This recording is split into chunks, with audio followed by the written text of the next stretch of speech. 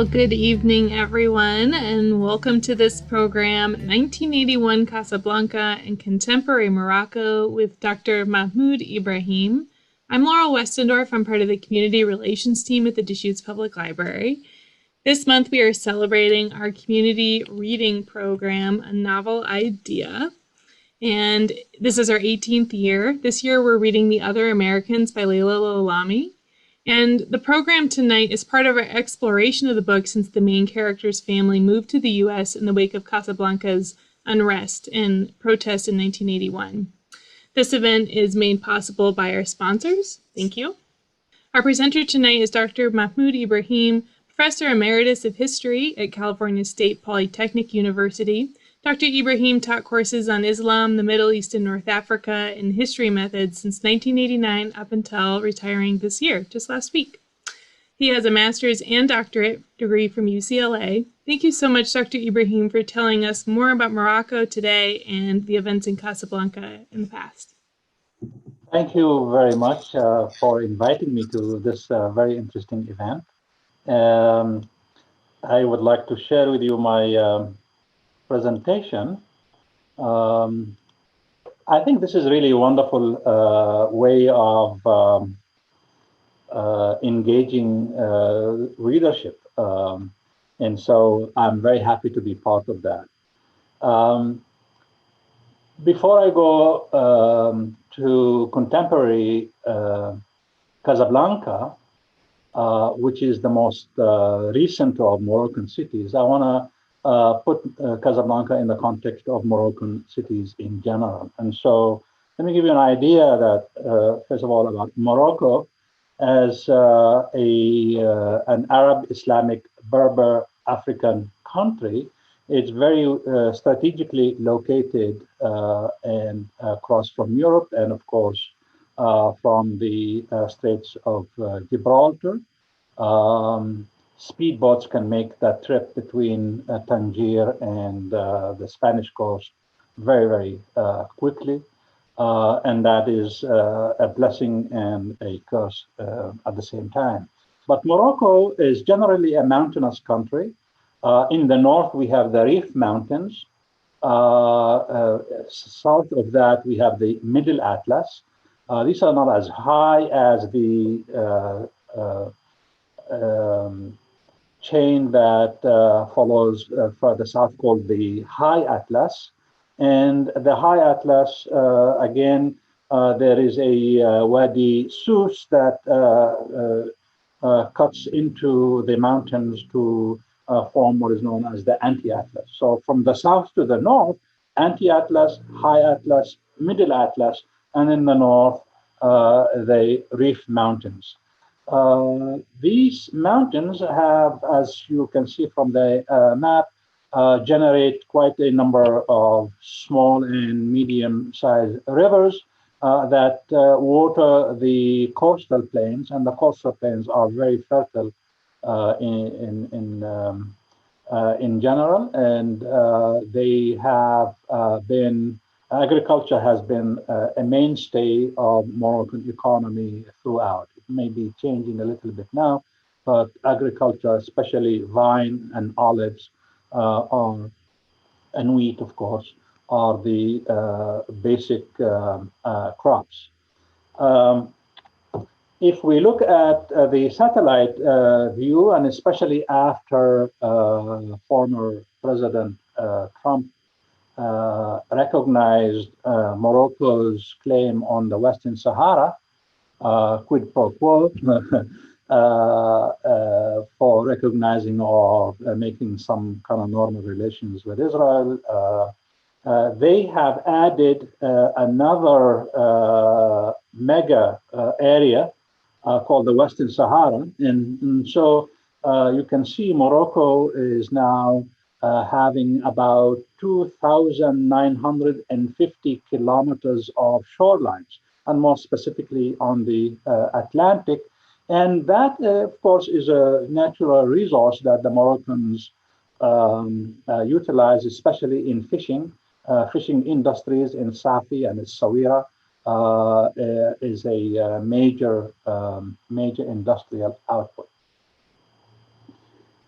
Moroccan cities, other than Casablanca, include Rabat, Fes, Tangier, Marrakech, Essaouira, which is used to be known as Mogador, Irfoud, and Beni Milal. There are other locations, of course, there's Tetouan, Chefchaouen, Meknes, Voliopolis, Sijil Masar, Isani, Agadir, and Safi. These are the major towns and cities of Morocco. I'm going to go a little bit and I will share some photographs that I have taken along the years that I've been taking students to Morocco. And I'm going to go from the old to the new to give you a general history of Morocco. So the first is Tangier, of course. Tangier, as you know, is really situated very strategically at the Strait of Gibraltar. This lighthouse is a famous lighthouse. This is called Cape Espartel. This is the point where the Atlantic meets the Mediterranean. Very, very choppy area, of course, two oceans meeting at the same time. However, from the other picture, this is called the Cave of Hercules. Legend has it that Hercules, when he separated Europe from Africa, came down and rested in this particular cave. This is just below Cape Espartel. This bird obliged me and came in right there, and I snapped that photograph. It doesn't happen again. The last group of my students we took, I couldn't find an empty shot, but so my students will not mind. The Mediterranean Sea meets the Atlantic right there, and Spain, of course, could be in the distance. And you can see that that's Spain and Portugal right there from this particular spot. This one is actually called Cafe Haffa. Cafe Haffa was the meeting point of the Beat generation. Kerouac, Jonesboro, and Paul Bowles, and many others were meeting at this particular cafe. As you can see, it's a very beautiful. It descends down all the way almost to halfway to the sea, to the Mediterranean Sea. And Moroccans are fond, of course, of sweet tea with mint, sometimes to the detriment of the economy because they have to import a lot of sugar.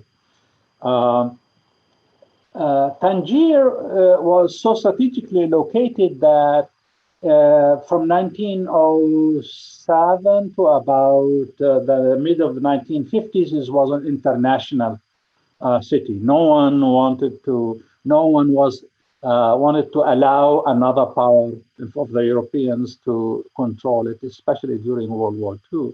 And during World War II, in the 30s and 40s, actually, Tangier acquired a very bad reputation. As a matter of fact, even during independence, King Hassan, when he was newly coming to power, did not even want to come to Tangier. But lately it has been spruced up. As you can see, this is promenade. These are elevators that go downstairs. There are parking spaces here. And it's being very, very quickly developed. Unfortunately, to me, the last time I was there, it's almost like Rio in terms of the density of the coastline. And but it is picking up as a tourist destination. It's very close from Europe, very close, and a great place. The climate is always wonderful. And you can see the development of this is the old Medina, but then the shoreline is being dotted with huge hotels and other offices and development. And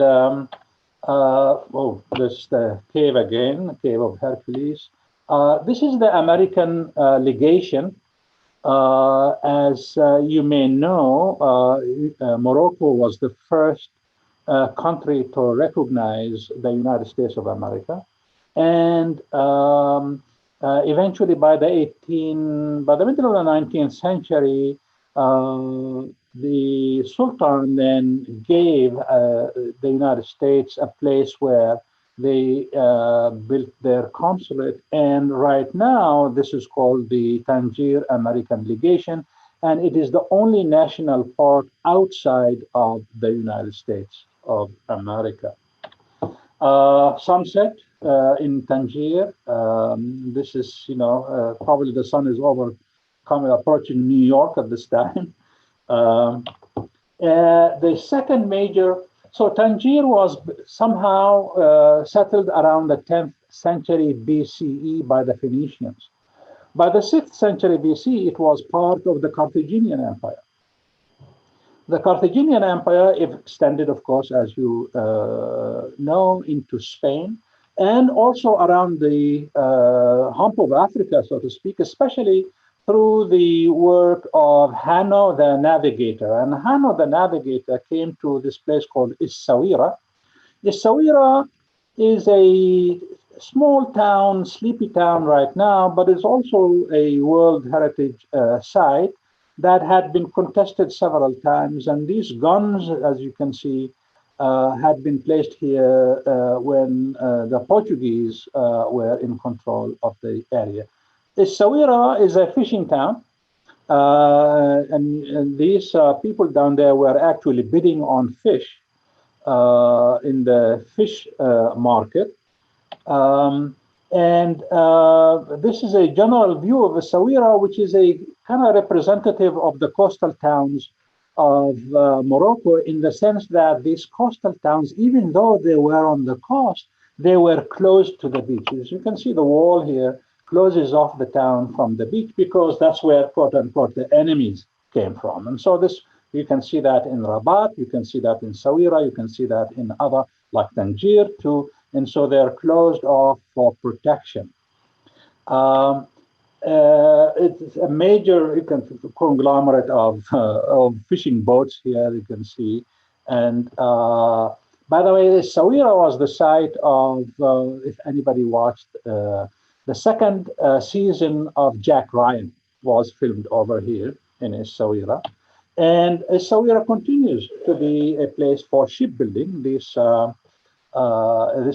ship was being repaired, and that one is being built anew, as this was taken in 2017 when I took actually a group of teachers and professors into Morocco.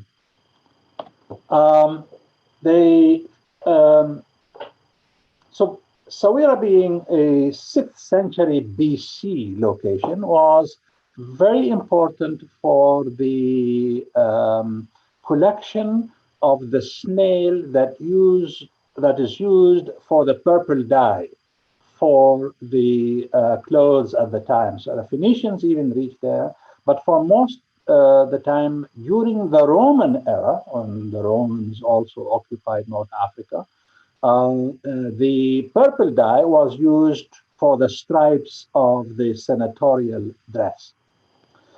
The third major city in Morocco is Fez. Fez was founded in 809 AD, and not too long ago we celebrated its 1,000-year history.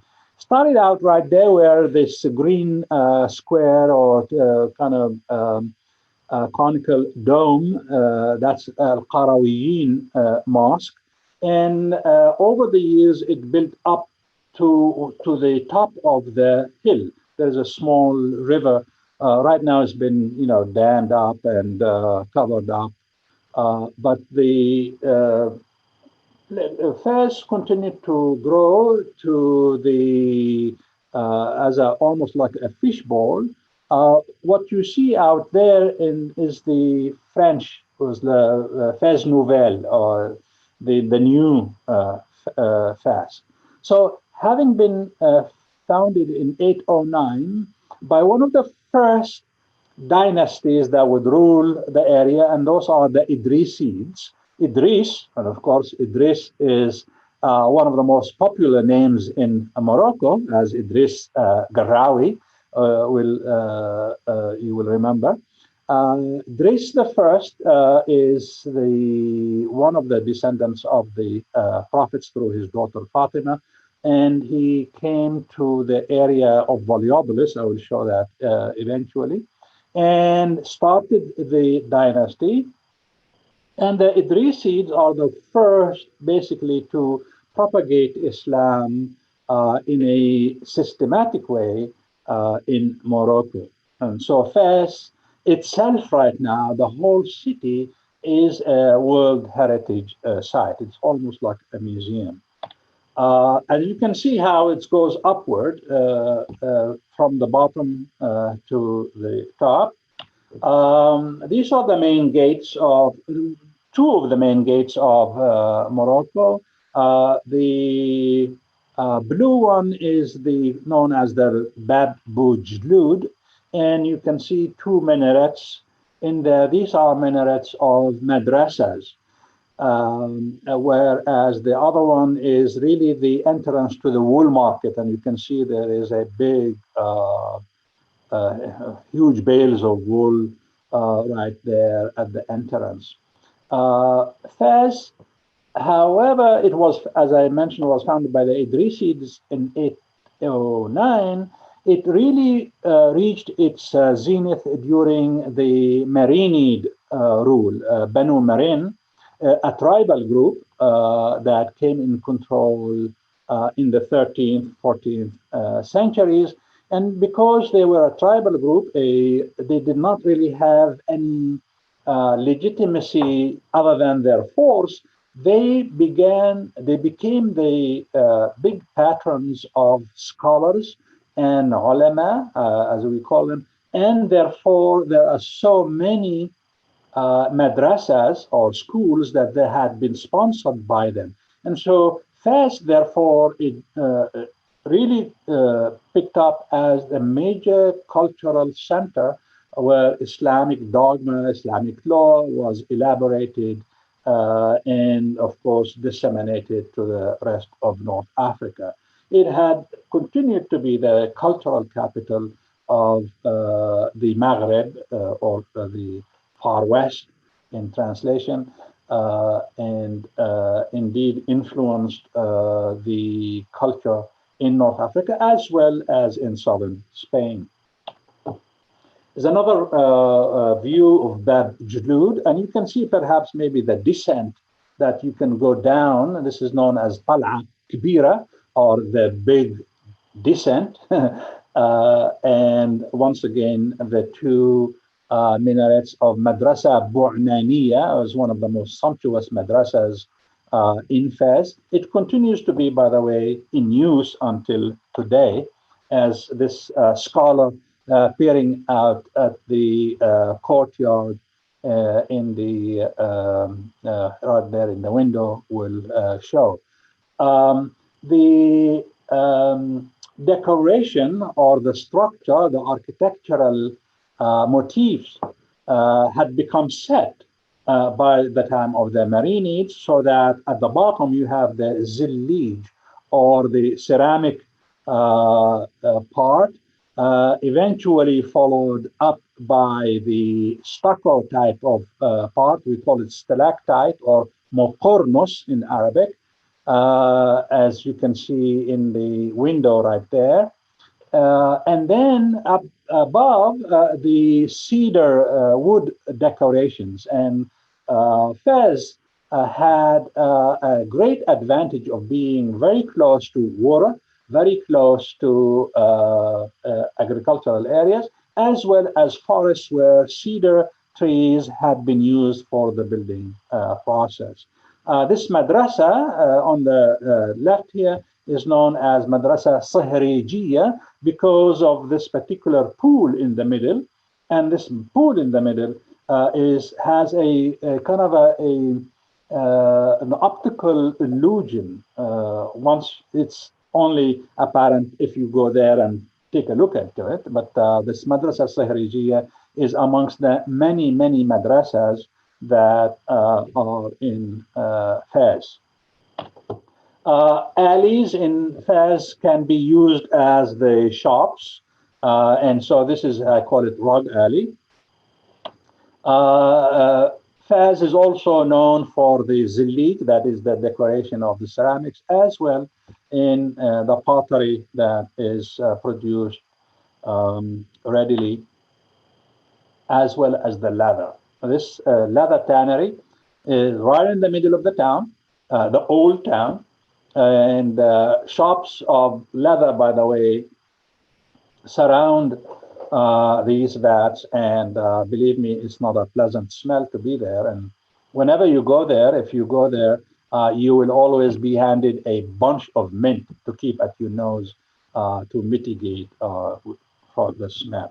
But leather, ceramics, everything has being produced in Fez to make it really a vibrant city that is still continues to be vibrant from the day it was founded. Going down to now to the eastern part of Morocco and the desert, and you know Morocco was really a conduit for the gold trade that was coming from the Bilad al-Sudan or sub-Saharan Africa, especially from Ghana. The city that, well, the encampment that became the entrepot of the exchange of salt and gold was known as Sijil Massa. Now, Sijil Massa is at the end of a valley or wadi, and called Wadi Ziz. So Wadi Ziz, as you can see, is full of palm trees. It's said about 3 to 4 million palm trees in this valley. It continues miles and miles and miles. And there are so many. I mean, here you have around the bend, you have a village right there, and you have a village right there, and you have here on top, there's a village. So there are villages where they do the agriculture underneath the palm trees. And so Wadi Ziz goes all the way down to water, what is known as the Tafilelt Oasis. The Tafilelt Oasis is the last oasis before you hit the Sahara, and then it's like 90 days, 3 months to reach another civilized outpost in Ghana. This is where Ibn Battuta, one of the greatest travelers in the world, had started his journey, and describes, of course, eventually the journey, as well as his encounter with the Malayan king Mansa Musa, who was ruler at the time. Again, you can see a view of Wadi Ziz, and with shepherds down there. And here, another group of students congregating in front of a tunnel that was called the Legionnaire Tunnel, that was dug by the French in their northward march to conquer Morocco. You know, the French came in from the sea, bombarded Casablanca, bombarded Essaouira, and also a column came in from Algeria to the desert and took up the north.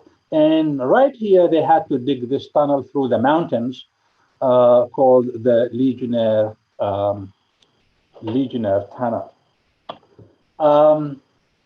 The Sijil Massa is right next to the largest sand dune in the world, Erg Shebi. And it is a fantastic place, as you can see, great playground. The desert is sumptuously beautiful and vast. This is a Berber individual who, by the way, the varieties of shades of blue are worn by these people, so because they very easily stand out in the kind of haze of the desert. If we look at the right here, we have Merzouga, and Sijil Massa, of course, is an old town that is now in ruins, but it's been taken place by Merzouga and Rissani, right here, Rissani. this is in the desert, this is very close to the Algerian border. And Sijil Massa was operational, so to speak, from the, I would say, middle of the 8th century until about the middle of the 11th century. That's where the gold trade, that's where the caravans used to come. After the 11th century, after 1061, so to be precise, it began to lose its position for the newly founded city of Marrakech, all the way on the other side of the map. And for us to travel from Rissani, where the Tafilal oasis is, to Marrakech, you go through the desert as well as you climb the high Atlas and go down to Marrakech. And in the process, you see again Berber towns, desert architecture, and a variety of gorges like Bulmen Dedesh. There's a gorge Dedesh. And then the Tudra Gorge by Tangier, a wonderful place to see the actual, away from the urbanized, Europeanized areas. So mountains, towns like these you will come across.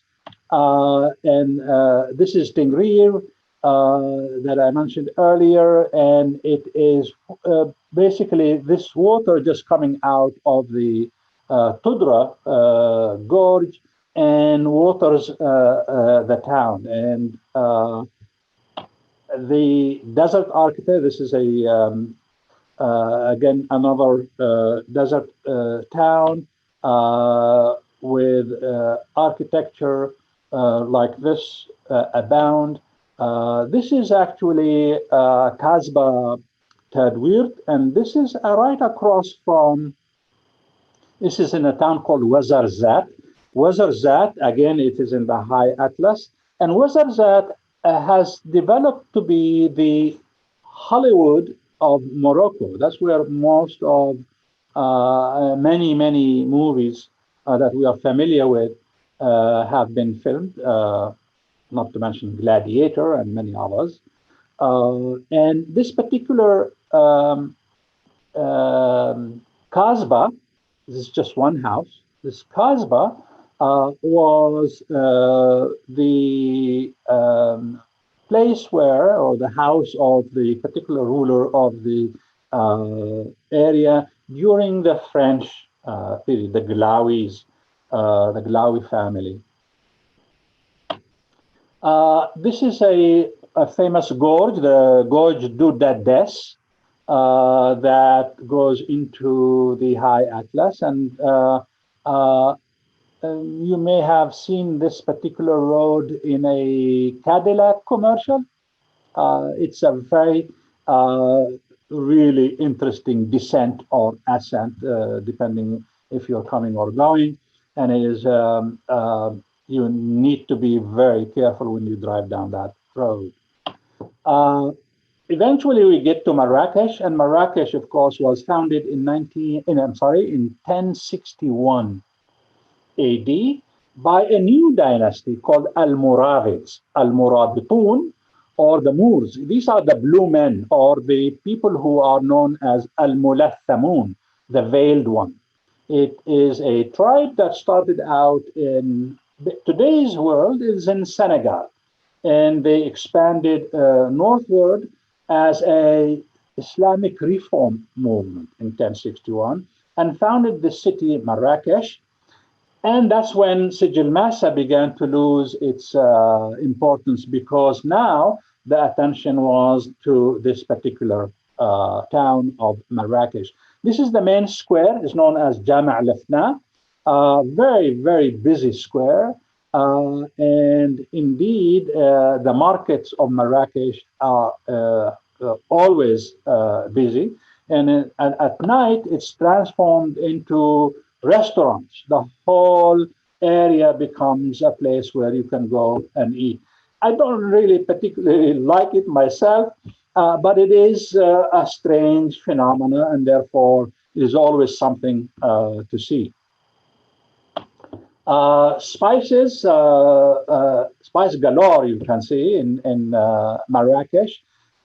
It's a challenge to find out what are these spices, turmeric and other really, you smell the spice when you are in the market. And Marrakech is known for this Kutubiyya mosque. The Kutubiyya mosque was built by the Almoravids, Almoravitun, and this particular minaret had become the prototype of minarets in all of North Africa, especially because Almoravids themselves, once they captured much of the country of Morocco, began to expand towards the east. They were able to get to as far as eastern Algeria when in 1085, Muslims in Spain and Andalus lost to the emerging Christian powers and lost Toledo in 1085. And that was a major, event that basically drove the attention of the Almoravids back to Spain. And as such, their influence spread into other parts of North Africa, as well now into Spain. And so this particular type of minaret is the prototype that began to be copied in any mosque that is being or was built in Morocco. The mosque itself, by the way, was demolished by the subsequent dynasty, which is known as Almohad, Al-Muwahhidun. Almohads basically reversed the kind of ideological stance that has been propagated by Almoravids, and they were another Berber tribe, Almohads, Al-Muwahhidun, were mountain Berbers, that is from around the hills of Marrakech, Ouarzazate, and the places where I had described, whereas the Almoravids were from Senegal.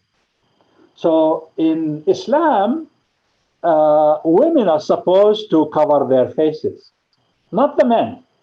So Almohads actually made that a point in criticizing Almoravids and their approach to law and approach to governance. And they were able, actually, by, let's say by 1150, they were able to take over. And indeed, as ideologically purer than the Almoravids, they demolished the mosque, especially because it was misaligned, did not really face Mecca proper, but they kept the minaret because you don't really need, you need the minaret for other purposes. And the minaret continued to be in existence. And this is the minaret that was built in 1061, is known as the Kutubiyya minaret in Marrakech. Marrakech, of course, became later on the seat of the Saadian dynasty. So we have talked about the Idrisids, talked about the Marinids, talked about the Almoravids, talked about the Almohads, and now these are the Saadian dynasty, ruled mostly southern Morocco, and they were based in Marrakech again, and this is again known as the Madrasa Yusufiya, one of the best well-preserved madrasas. And again, you have the same pattern in Marrakech as you saw in Fez, the pool in the middle, and the zillij or the ceramics at the bottom, and then the stucco type of stalactite, muqornos, in the middle, and then of course the cedar decoration on the top. Marrakech is known for the Saadians, and for a long time, until actually the French occupied Morocco, these particular tombs were had disappeared.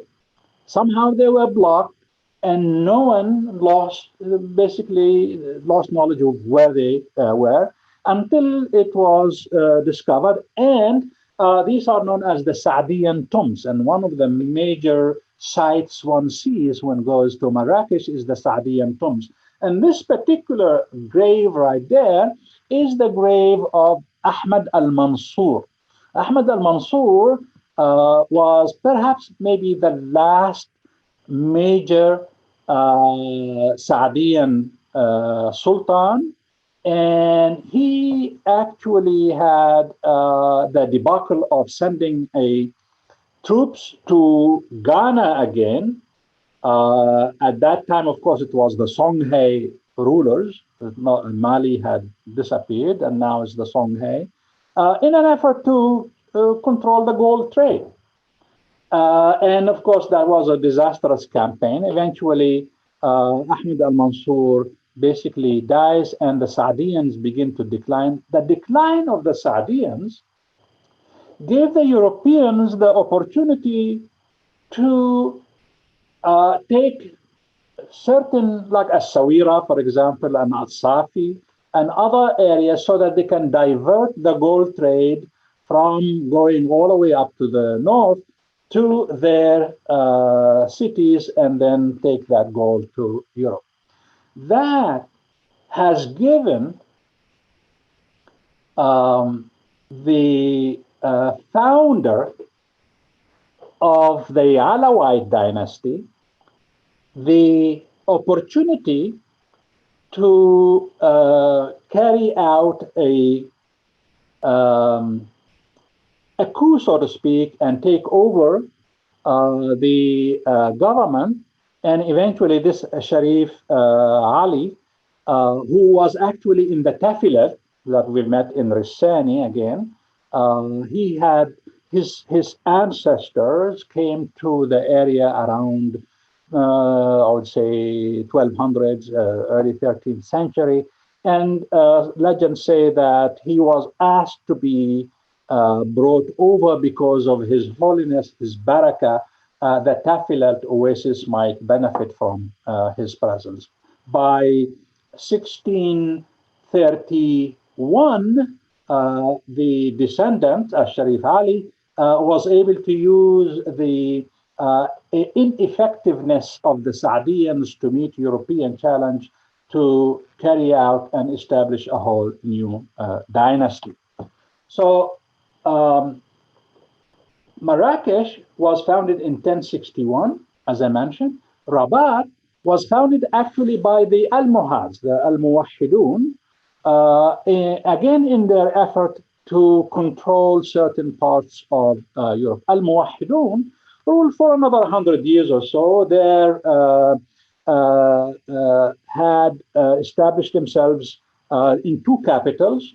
Eventually, they followed the same kind of trajectory, you might say, of the Almoravids. And so they went into southern Spain, into Al-Andalus or Andalusia, and had their capital in Marrakech as well as in Seville. Seville, of course, we know the Heralda, the Cathedral of Seville, still has that minaret. And if you look at the minaret, it's very similar to the Qutubiyya minaret that we saw in Marrakech. Now, in 1213, Almohads lost disastrously in Spain, and therefore began to give up their territory over there to consolidate themselves in Spain. This particular incident was instrumental in making this particular tower that you see remain only the tower. Because if you see that there are all of these columns were excavated from Roman sites to build the biggest mosque that the Almohads wanted to build. But by 1212, they lost, and therefore it remained from that time onward just like it is right now. Now, these are like alleys in the old Rabat. Once again, Rabat was really fortified. That's what the name means, a fortified encampment or a fortress. And this fortress was supposed to be the new residence of certain tribes that had cooperated with the Almohads in their conquests. And that residence or that place was supposed to be known as the Wuddaya, and that continues to be a major site in Rabat, the Wuddaya, and this is a street in the Wuddaya. Another alley and this is the tower, as you can see. This tower, by the way, these four sides are very different from each side is unique to itself. And that gives you an idea of the enormous mosque that was planned for the site. Um, on the left you see a shot of the Rabat market, and the market is very thriving market. And on the left, on the right, you see once again the tower, and right next to it is a mausoleum. This mausoleum is of Muhammad V, the monarch who came to rule when Morocco became independent from France in 1956. That mausoleum is a sacred place for the Moroccans, and it's a huge expanse, as you saw from previous pictures. And indeed, it's one of the sites that one sees in Morocco, or I mean in Rabat when you go there, because of its architectural and motifs that are present to highlight the artisanal acumen of the Moroccans. By the way, most of these decorative motifs of Moroccan art actually came from Spain. And due to the Moravid and Almohad occupation that they brought over to Morocco, the artisans and the architects and the intellectuals, etc., from Cordoba, from Seville, from Granada, to work in Rabat. You can see that Rabat is, once these are, again, parts of the old fortifications that existed. This is just as, again, a Rabat old city. Rabat is, I was very actually impressed by this young woman surfing, and there are plenty of places to surf in Morocco as another draw to those who do that surfing. Agadir in the south, even much well visited for these kinds of activities. The Alawite dynasty. Now, I've talked about the Idrisids, I talked about the Marinids, I talked about the Almoravids, I talked about the Almohads, the Saadians, and now we have the Alawite dynasty. The Alawite dynasty, as I mentioned, founded by Mawlay Ali al-Sharif, 1631 to 1636. After his death, there were some issues between his sons. Eventually, one of his grandsons, Mawlay, or Sultan Ismail, who ruled for about 55 years, 1672 to 1727. Mawlay Ismail did not get along with the people of Fez. So he favored another city, and that is called Meknes. And he built there his palaces and walls, etc. And so Meknes now has become a major town or a major city in Morocco. Once again harkens back to the early 18th century. Meknes is a very well endowed agriculturally, and its markets are very are evidence of that. And you can see the pickled olives here as part of this is just one stall in many of the stalls of the Meknes markets. On the left, you see that gate. That gate is a long wall, part of several gates that extend into other parts of the town, again built by Maulay Ismail. Behind the gate, there is a huge reservoir because you need the water, huge reservoir that has built, continues to be filled with water. And indeed, the palace also is behind these walls. Dates, again, other part of the market, all types of dates, not only the Majdoul dates that we are familiar with that come from Morocco, but there are all types of dates. Meknes is very close to the Roman city of Volubilis. Volubilis, as you can see, was a Christian town, and this is the cathedral that continued to function all the way up to maybe the 5th century AD.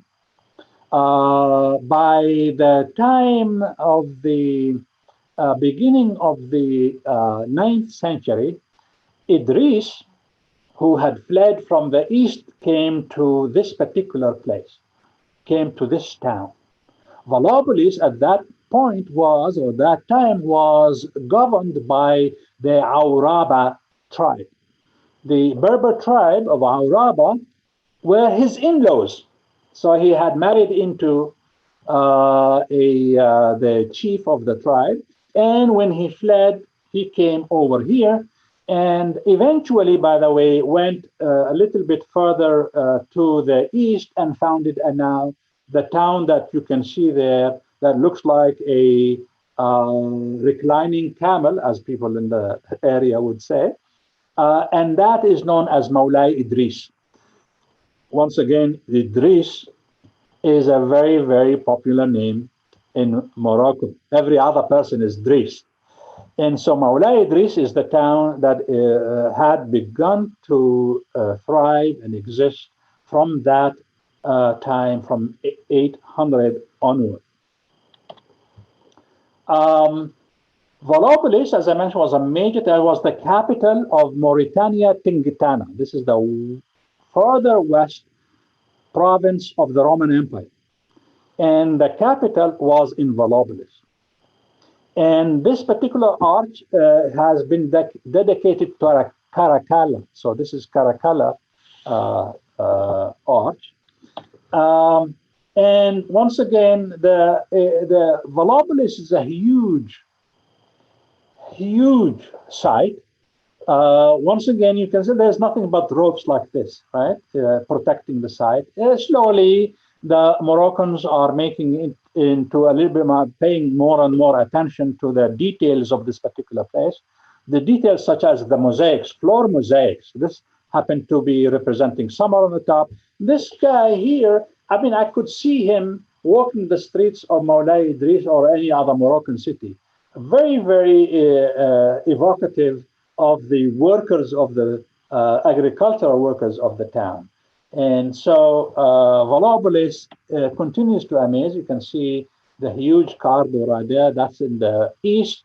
And what I showed you is behind to the west. Here again, part of the town, you can see how it is built up on a particular ledge of the mountain, or you can see it through these two columns. Everywhere you look, you can see the town, and the storks, by the way, which are protected species in Morocco, make their nest in every high spot like that. Sunsets in Volubilis are fantastic, are out of this world, as this particular sunset would attest. Now we come to Casablanca. Casablanca used to be a small town known as Afna. Afna, a fishing village, again, just like other coastal towns, had some Roman remains here and there, one can, in terms of excavations. But Casablanca, as Casablanca, started in 1755. 1755 was a particular year with a devastating earthquake that the epicenter was near the Azores Islands, and it had devastated Lisbon. And so it is much more associated with the destruction of Lisbon than Casablanca or Afna and other cities. As a matter of fact, Essaouira also was devastated by the earthquake and the tsunami that followed. In the description of Lisbon, people saw how the sea had receded, and they began to see even shipwrecks in the sea. And when the wave, 60 feet waves came in, slammed the Portuguese coast, devastated Lisbon, but also at the same time devastating other areas in northern Africa, and more specifically Afna, and that is that little fishing village. The ruler at the time, 1775, was Muhammad ibn Abdullah, a sultan from the Alawi dynasty, who actually rebuilt the town as Ad-Dar al-Bayda, or Casablanca. By the way, Muhammad ibn Abdullah, 1755, he ruled all the way to 1793. That is in the period of 1766, 1770s, and that, of course, was he was the person, the Sultan, to eventually recognize the United States of America, being the first one to do so. And so the history of Casablanca, not only as far as the meeting place of Allied powers in World War II, but also the beginning of it has something to do with the history of the United States. And so this particular gate is the entrance to Old Medina of Casablanca. Casablanca, of course, was taken over by the French, and the resident general Lyoty made Casablanca his showpiece, so to speak, of colonialism. And we even talk about, in architecture, a Casablanca style of architecture. And of course, it was developed into the major port. And Casablanca today continues to be the major commercial center of Morocco and the major port of the country. Casablanca, of course, now is well known known for this particular mosque. This was built in 1995. Hassan II built it, of course, when he realized by then we had the Islamic Revolution of Iran, the Islamism that was a major problem for established monarchies in the 1980s, especially through the preaching of a kind of extremist tendencies, and also across right next door in Algeria in 1991, they had elections with the front. The Islamic Front won the election, and of course led to the Algerian civil war, a very devastating civil war. Took a decade and a half to even come to grips with the issues. And so Hassan II realized that, hey, all that repression that he has been meting out against the Moroccan people is going to cost him his monarchy, and eventually began to reform his ways, and as I will show later. But Hassan II Mosque, once again, it showcases the crafts and the arts of the areas of Morocco. And here again, that minaret, the square minaret, If you compare it to, say, the minarets in Istanbul, the minarets in Istanbul are thin and long and round, whereas the minarets in North Africa are square, as you see right here. It's a huge mosque. It took several years to finish, but inside the this particular mosque is again the arts and crafts of the Moroccan artisans and manufacturers are highlighted, and it is really a sight to see inside. And it's the only mosque, by the way, that foreigners or non-Muslims are allowed to go into. Somehow, in North Africa, the French being too sensitive, or they wanted to be, curry favor with the locals, did not allow foreigners or Christians to go into mosque, which is not necessarily the tradition in the East, in Syria, Palestine, and Jordan, or Egypt. But in Morocco, no Christian is allowed to go into any mosque except this one, and the mosque that is built in the university called Al-Akhawain University in Ifrane. That's because there, you have the university is not only just for Moroccans, it's for many other people, Europeans, Americans, and others who come to study. And so they are allowed to enter and view the interior of that mosque. Many arches, and all the way in the distance you can see the Casablanca lighthouse.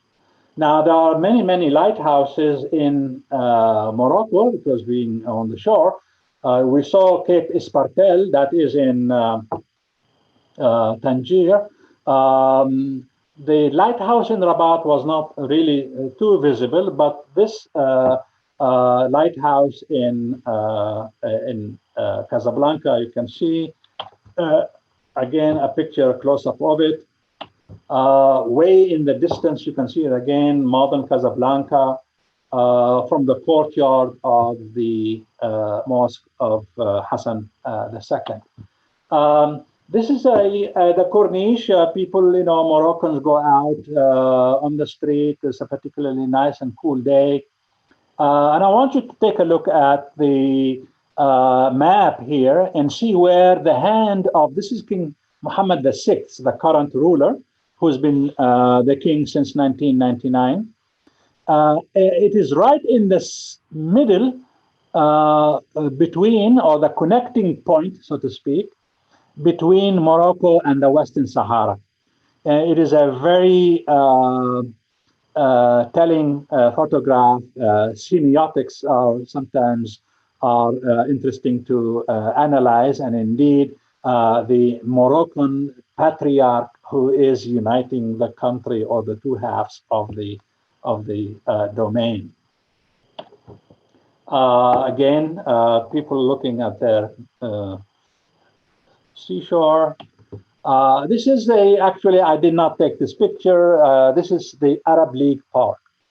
The Arab League Park, Layla Al-Alami mentions in the novel, The Other Americans, as being one of the sites where the problems were occurring in 1981. There's another view of the Arab League Park. It is a nice park, actually, to go into. It is, as you can see, a green, peaceful, a wonderful place to visit. This is La Malef. La Malef is a magazine that was in the opposition, and the opposition had always suffered greatly under King Hassan II, and there's the echo of the Green March that I will talk about in a second, where the Moroccans would go into the Western Sahara. And as you can see, it is actually very apropos of the 1980s, 1981, because we are talking about Camp David. Camp David between Israel and Egypt was formalized, if you want, in 1981. Layla also talks about the roots of the narrator, Nora, being in the desert and being in Ashawiya. Ashawiya is a region of Morocco that is by around Casablanca, and it is really plains agriculture, not nomads or anything, but perhaps maybe the ancestors were of nomadic origin, a tribal origin, and the number and the names of the tribes that lives the ancestors are here mentioned in this particular map. And Ashawiya was, as I mentioned, is the coastal plains, and the French, in their colonialism, basically considered this Morocco utile or useful Morocco. That is, they're useful for their own purposes, where they wanted to introduce quote unquote mechanized agriculture. And the mechanized agriculture basically meant it was for the Europeans rather than for the Moroccans themselves. So this area has again a history of anti-colonial struggle because the land was being taken away from the Moroccans and given to to French capital and French farmers who were the ones who could mechanize agriculture. A picture of the Green March. Again, this is not my photograph, but from the archives, where hundreds of thousands of people, Moroccans, were encouraged to breach the boundaries between Morocco and Western Sahara and take over that particular country. So this brings us back to the era of Hassan II, because 1981 took place during his rule. Hassan II can be variously described as a fascist, as a dictator, as a double-dealing individual, as a monarch who was insecure. But from 1961 to 1999, he ruled with an iron fist. He was always favoring the military so that they can prop him up, giving them land, giving them positions, giving them many opportunities to accumulate wealth so that they can prop him up, to the detriment of the general population. He came in to rule in 1961 after the sudden death of his father, Muhammad V.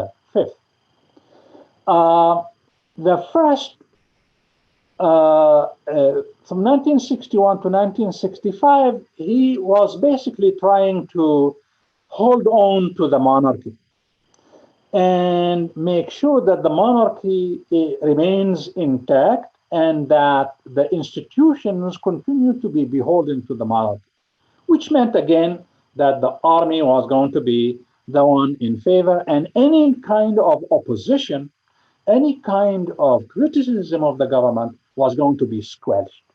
One of those individuals who had actually been his tutor is Mahdi bin Barakah. Mahdi bin Barakah tutored the young prince, and Mahdi bin Barakah basically joined the opposition in the 1960s because the monarch, quote unquote, forgot his duty. And his duty was to recover all of the occupied territories, not just take independence from France. They had to recover Melilla, they had to recover Ceuta, as well as Western Sahara in the thinking of the monarchy, that the whole realm belongs to them. Mahdi bin Barakah had to flee to exile because of the repression. He had to go to Paris. And in Paris, in 1965, 29 October 1965, he was disappeared. Now, when I say he was a double-dealing individual, he had relied on secretly the Mossad agencies of Israel to help him disappear Mahdi bin Barak. And of course, he continued to deny any knowledge of the affair, but in reward for what happened to Mahdi bin Barakah in 1965, he allowed Israeli agents to come in and tape a secret meeting in 1966 that was being held at an Arab summit, where he allowed the Israelis to come in and bug the meeting, an event that was instrumental in the severe loss, or you might say the victory of Israel in the 1967 war. A double-dealing individual, very repressive, is playing all the different strings, and at the same time repressing the people who at that time were very poor, in wretched condition. Most of the wealth was really in the hands of a few individuals, a few families, if not only also in foreign hands. So by the middle of 1960s, most people just be fed up. And there's a great deal of unrest where students and workers basically were out. The students were demanding, for example, that there should be free education. And his response was, he says, let me tell you that I believe that it is better for you to be and to remain illiterate. That's the response that he had to the demand for free education. The 1970s did not let up because the opposition of the different parties and the opposition, the leftist opposition, people who wanted a constitution, for example, continued to press for change. And in 1971, there was a coup. And the person responsible for repressing that coup, well, there was a mistake here that the demonstrators were being repressed by General Oufkir. Oufkir was his interior minister, chief of police, and he actually hit the students and demonstrators in the helicopter gunships. In 1972, another coup took place, or an attempted coup, and General Oufkir himself was implicated in that. He was called to the palace and he never left. He was found to be shot several times in the chest, and all of his family went into prison. And eventually, after 1995, his daughter Malika Oufkir wrote about her experiences in the prison, and amongst the thousands others who had been disappeared. 20 years in a desert jail. Lost stolen lives. It's a translation from the French. You might even have it in the library there. Now, desperate to hold on to power, mollify opposition, this issue of the Western Sahara, part of the general consciousness, began to surface because by 1975, we have the Cold War, basically, operating Cold War politics, Eastern Bloc, Western Bloc. King Hassan II was a friend of the West. And in 1975, Generalissimo Francisco Franco was ruling Spain, and he was about to die. And the Spaniards really didn't want to hold on to territories any longer. And so they had promised that they will evacuate the Western Sahara.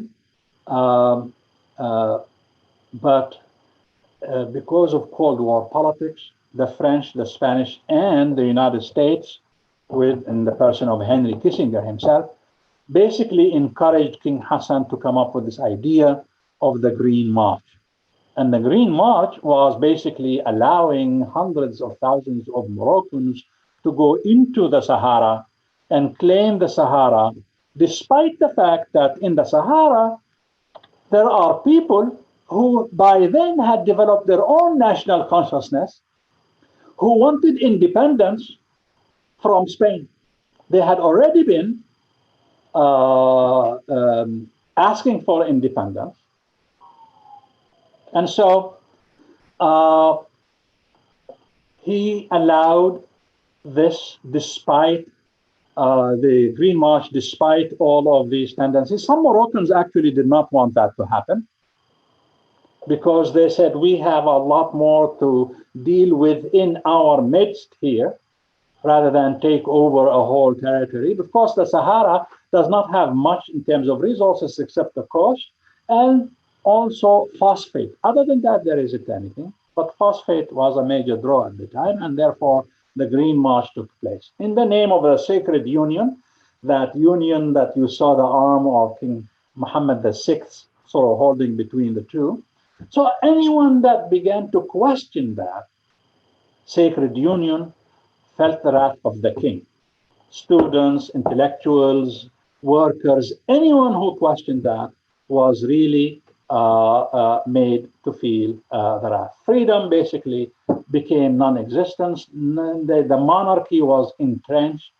King Hassan did not want to give up any of his prerogatives, of any of his powers. And so it is well known in history that 1975 to 1995, these 20 years, were known as the l'année de plomb, that is the years of lead. And lead it was, because the repression picked up to the nth degree in those particular years. He trying to clamp down on any kinds of opposition.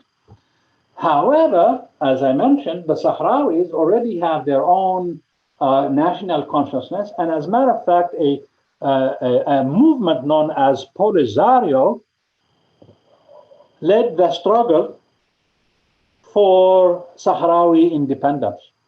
And so the Sahrawis and Polisario found themselves confronting the Moroccans, and the war continues on, by the way, right now, continues. The Sahrawi situation has not been has not finalized, even though Trump allowed Morocco officially to claim the Sahrawis. Discontent continued to rise because Morocco was spending so much money, so much wealth, so many lives were being lost in the war to control the Sahara. So by 1978, there were so many discontented elements. Every member of society had something, a gripe against the war, because the war was going badly anyway. It was costing too much. So by 1978, 130,000 teachers went on strike. Very soon, joined by the phosphate workers, the transportation workers, every kind of sector went out on a strike. Their demands, of course, all amelioration of the living conditions, better economy, better freedoms, press freedom, a constitution, after all, right? So by the end of the decade, Morocco was losing badly, and the discontent is palpable everywhere. It so happened that 1980, early 1980, there was a drought, severe drought, as a matter of fact. The wheat crop had failed miserably in Morocco, which means that they have to import wheat from abroad. That, of course, requires capital, and the capital was borrowed from the IMF. The International Monetary Fund had always insisted that if you borrow money you'll have to lift the subsidies off of foodstuffs and other basic commodities, which were always subsidized. In 1978, by the way, January riots also were in Egypt, in Algeria, in Morocco, not only once, twice. But 1981, the subsidies had made prices of food, of bread, of basic commodities so high that the Moroccans, the greater majority of the Moroccans, could not afford to buy the basic foodstuff. So by June 20th, 1981, a general strike was called in Casablanca to protest the living conditions. And very, very quickly, because of the real anger, the real destitution that people felt, the strike evolved into an uprising, popular and general everywhere, not just in Casablanca, but in many other places as well. But Casablanca was at the epicenter because it had been the commercial center, it had been, the economic hub, etc., etc. And so that is once again the 1981 July 20 is a day when the repression continued unabated.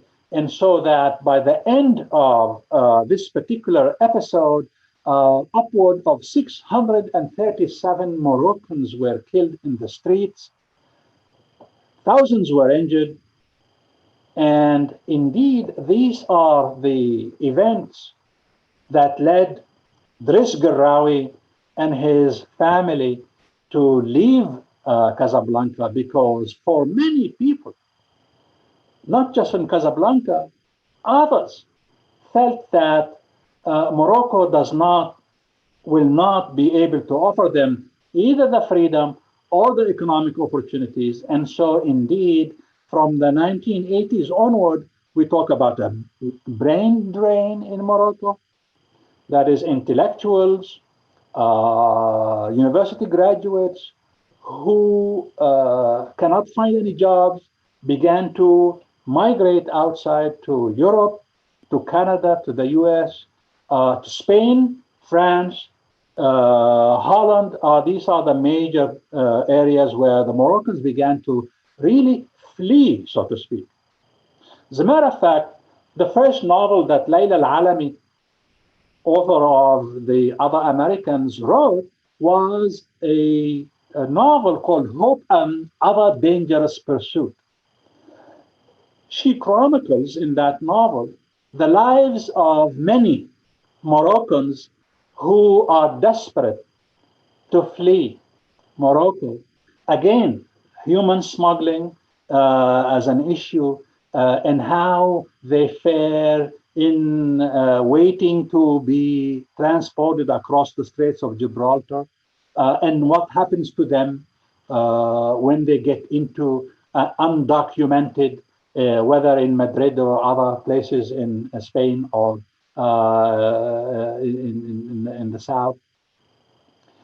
So the 1980s and the 1990s actually were decades of Morocco where the flight of individuals, families, those who could leave have been able to leave. And right now, we can talk about 6 million Moroccans abroad. For the greater majority are in Europe, but a growing number of them are in the United States. So Driss Guerraoui is not alone when he left Morocco at the time. Now, by the end of the decade, so many developments have taken place.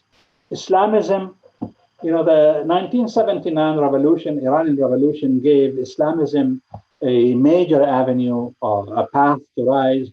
And so the 1980s, Islamism emerged in Egypt. They assassinated Sadat in 1981.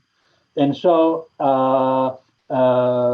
King Hassan began to feel the pressure And more so in 1991, when next door in Algeria, the Islamists won the elections, he realized that, oh my God, he is next. And that's when he began to ameliorate his ways. The repression kind of ceased, but not yet in a major way until after 1995. He opened up the jails. More people began to be free, but eventually he died in 1999. And it was left to his son, Mohammed VI, to work on the damage that he has done in politics, in culture, in the relationship between the monarchy and the people, and in the relationship between the monarchy and the political parties. And so Muhammad VI, when he came with a great deal of promise, and the promise was met in certain areas. For example, the many reforms in the Mudawana law, which is the family law. The family law basically in the position and status of women had been really reactionary in the past, and indeed more of a religious issue, whereas in the reforms under Muhammad VI, it became a secular law. Women were given certain rights that did not have before. They were given freedoms, and the press was given a little bit, not very much. You pull strings and you do that so that you can continue to play the game between the press, the political parties, the Islamists, and so he is really maneuvering himself amongst all of these areas so that he can be looked at as the unifier. And indeed, right now, the monarch has cultivated a type of aura, a type of status that he is the one that keeps the country together, so to speak. And that might be so. And the Moroccans continue actually to push for further and further reforms. There's indeed economic reforms that are needed, land to be distributed, factories to be opened, etc. Infrastructure. The roads are beginning to be much, much better. Every year I will go, it's better than the year before. The tourism industry, for example, is one of those that they're counting on, up to 10 million tourists a year. Right now, they're talking about 3, maybe. Well, no, not in COVID, but before pre-COVID, maybe about 2 or 3 million a year. But they are really projecting to bring it up to 10 million. And they do have the infrastructure, building it. They have high-speed trains. We don't have it in California. They have it in Morocco.